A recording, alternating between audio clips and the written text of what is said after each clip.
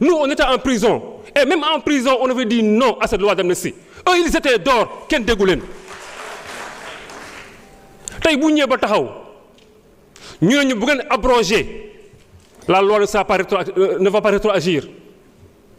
Bu ngeen defee abrogation partielle, la loi ne va pas rétroagir. Annulation mënu leen ko na juge moo koy def. Retrait mënu leen ko ndax ki ko dugal moo ko def te daw na.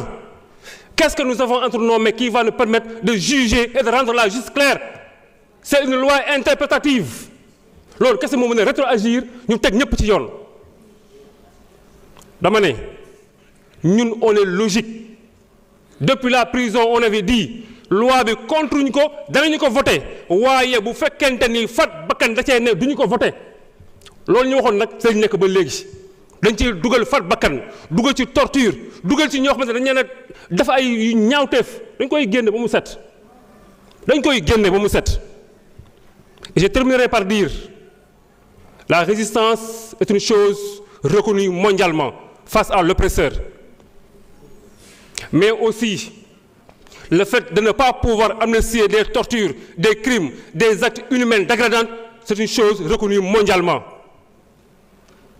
Ñun ci loolu lañu nekk. La loi d'amnistie elle est par essence sélective. Merci beaucoup jërëjëf. Honorable Abdou Mbow, vous avez la parole. Oulimata Sidibé se prépare.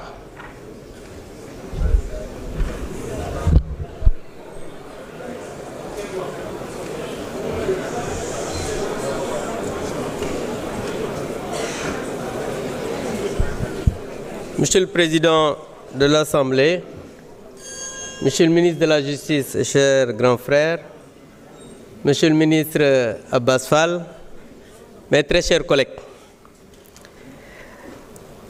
Très chers collègues Amadou Ba, je ne voterai pas votre projet de loi, votre proposition de loi.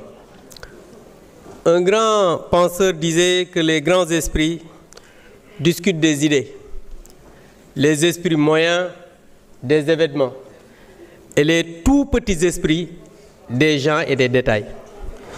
C'est pourquoi je ne répondrai pas aux tout petits esprits, parce qu'ils vont me faire perdre mon temps. Très chers collègues, en réalité, cette loi n'est pas une loi interprétative, mais une loi qui modifie la loi portant amnistie. Une loi interprétative a pour objet de reconnaître, sans rien innover, un droit existant qu'une définition imprécise a rendu complexe. En résumé, la loi interprétative précise juste l'intention du législateur sans remettre en cause les dispositions de la loi initiale. Et cette loi interprétative change fondamentalement la loi portant amnistie. Et les autres disaient qu'il allait abroger. Certains disaient non, il fallait enlever totalement la loi. Et ils viennent dire aux Sénégalais que si on abroge la loi, ça ne va pas être rétroactif. Mais on peut écrire noir sur blanc dans une loi que cette loi va être rétroactive. Lan moo leen ko teree def mooy jubu leen da ngeen a dëng da ngeen a mën a luubal du ngeen ay nit ñu leer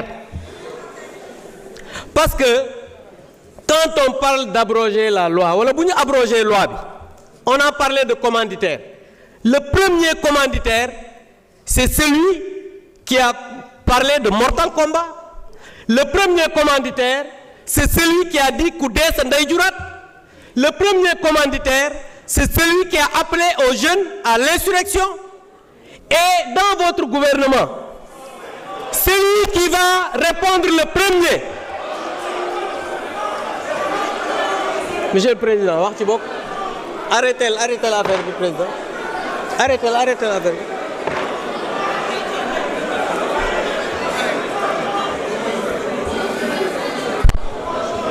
J'invite les gendarmes à évacuer toute personne qui perturbe. Veuillez continuer. Mané, le premier commanditaire, c'est le Premier ministre Ousmane Sonko.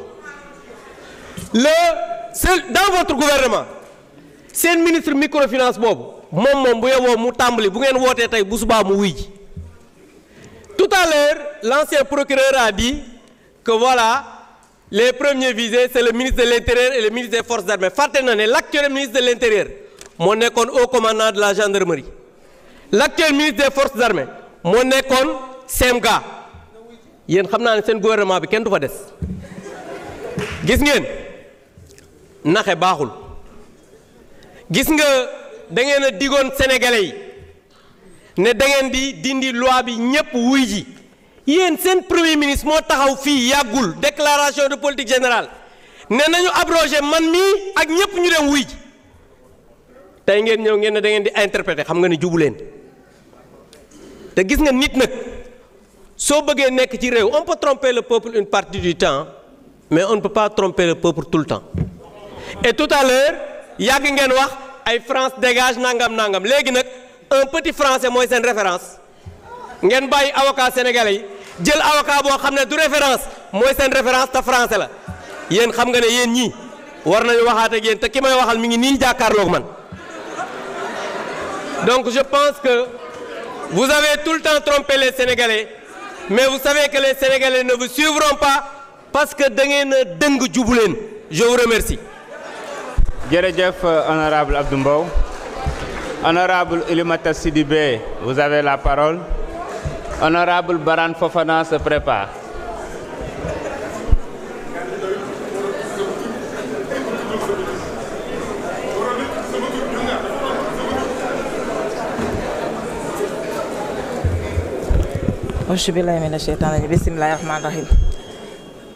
Monsieur le ministre, monsieur le président de l'Assemblée, monsieur le ministre, ak seeni collaborateurs, maa ngi leen di nuyu bu baax di leen ziar di nuyu mes chers collègues députés di leen balu àq di leen baal àq di ñaan yàlla yan nañu yàlla boole jéggal. Man su ma taxawee fii tey ci pupitre bi di dégg sama collègue naataango di naan ñun dañoo dëng waaye laaj naa ko Abdou Mbow yow bi nga xam ne da ngaa dëng ba mel ni aspiral yow kuy dëng ku ne yow lay jàppale.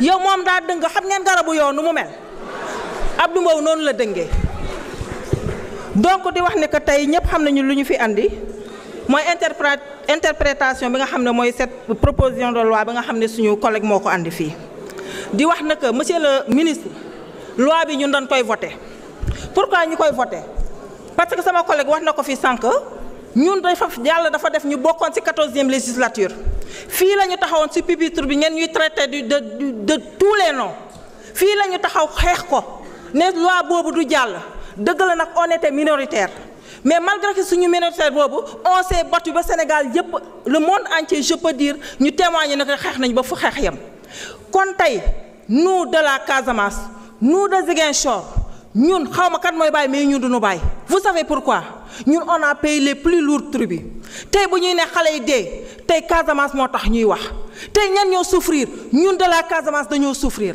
je sais que tout le monde a souffert Sénégal bi yëpp souffrir nañu mais Ziguinchor Bignona toute la Casamance laa wax ñëpp a souffrir tey damay rendre un vibrant hommage surtout à nos femmes nos sœurs du bois sacré dama bëgg ngeen tàccul ces femmes